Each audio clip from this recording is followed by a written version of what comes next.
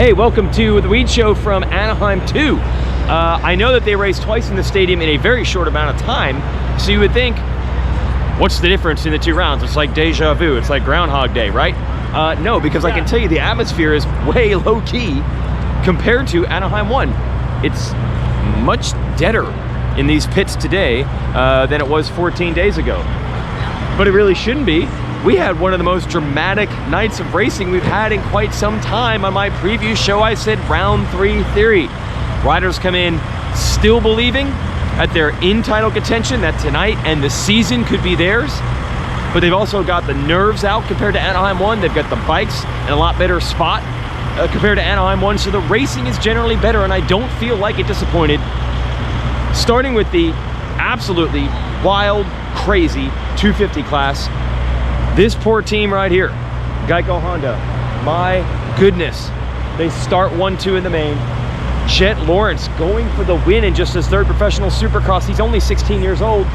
He had food poisoning here and was 9th, I believe, at the opener, and then was running for a podium late at the last race, and now going for a win. What a dramatic improvement.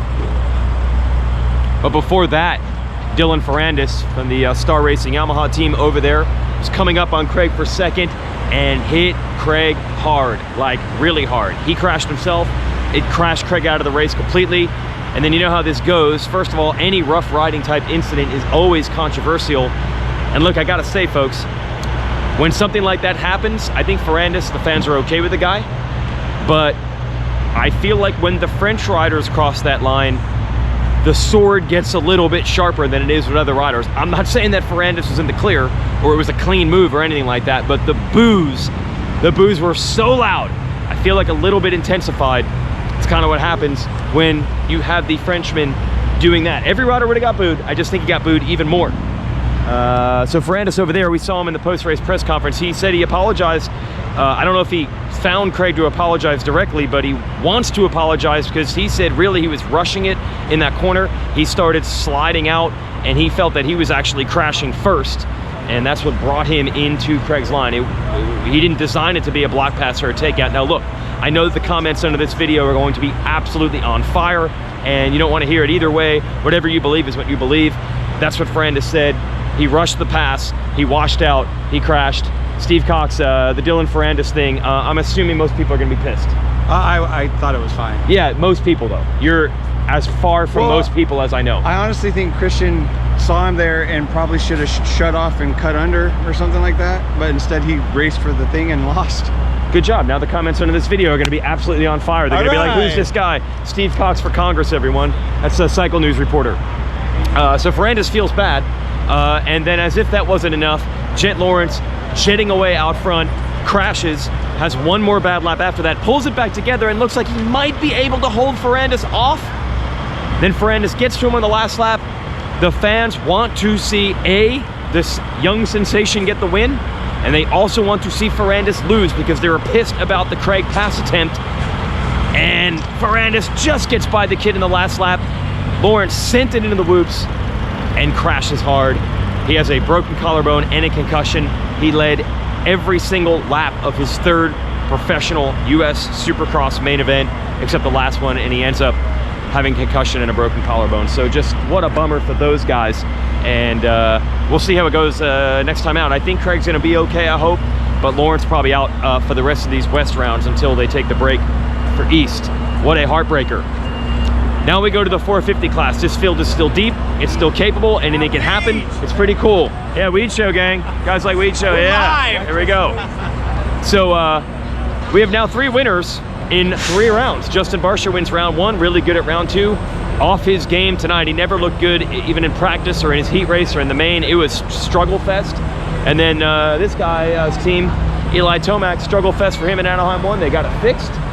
Another bad start for Eli, but he was able to get an inside gate, snake his way through, come out okay, and he made short work of the field, got up to the number 2 spot, and he tracked down Ken Roxon. He was so good in the whoops for the first half of the race. These whoops tonight were tough.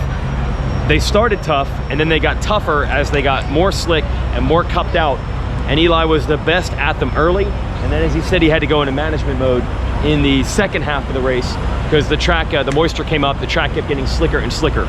But what was really cool that he told me right before the press conference in the end, he's like, man, year after year I come to Anaheim, I think I finally got it. And then the same thing happens again. He was not comfortable at the opener. Worked on rideability between round 1 and 2. They didn't change anything here between round 3, but the start was at least a little better than last week, and that was enough to get the win. Last week's hero, Ken Roczen, solid second, but he admits the whoops really led to his undoing, and he's got to get better in those. And we got a Cooper Webb sighting again. He's back. Felt healthier than he did after the illness that really hurt him at St. Louis. And tell me you've heard this before, as the whoops got worse, Webb got better. Said he was actually riding a little conservative early because of the illnesses he was dealing with. He wasn't sure how much endurance he would have for the entire 20 minutes. And Webb said he got to the halfway point and realized he's feeling pretty good. So he put on a charge. Webb was in an unbelievable battle with Anderson and Osborne and Cianciarulo. He pulled away from those guys and he almost ran Roczen down to the end. Almost had a little Cooper Webb last lap magic, but he ran out of time. So that is your podium. We have 6 riders within 13 points, and each one of these riders has had their moments. Cianciarulo has looked fast. He faded down the stretch as the track got tough.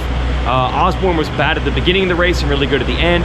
Anderson was good at the beginning of the race today, not so good at the end after being good at the end of the race last week. So you're just getting, what's up? You're just getting so many, the Hep Suzuki teams blocking me. I almost got a table dropped on my head last week from that team, so I'm gonna go around their truck. So all these guys in the group, Barsha, Tomac, Roczen, Webb, Anderson, Osborne,